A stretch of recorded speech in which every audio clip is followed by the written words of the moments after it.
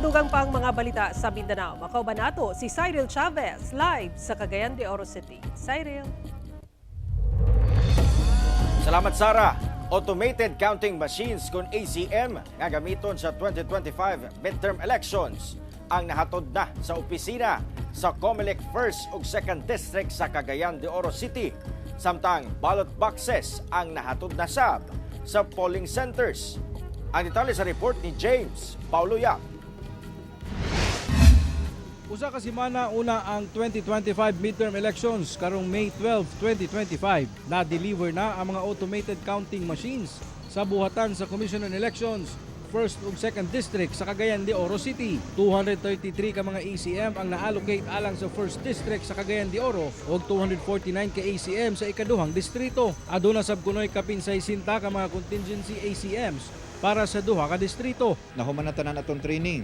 Nahuman atong training sa Electoral Board. Nahuman na ang briefing nato sa atong Board Canvasser, training nila. Nakakandak na po tag-refresher.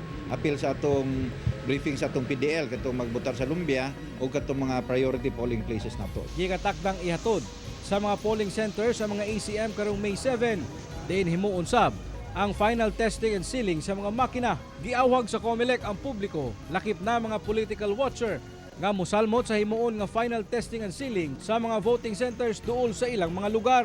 Samtang gipandala na sab sa mga voting centers ang 249 ka mga ballot boxes nga alang sa 2nd District sa Cagayan de Oro City karong buntag. Sumala ni 2nd District Election Officer Attorney Ramil Acul nga nakig-koordinar na sila sa mga DepEd supervising officials sa matag voting centers alang sa safekeeping sa mga ballot boxes. Storage nila, isa nila dito sa asa nga storage na safety siya.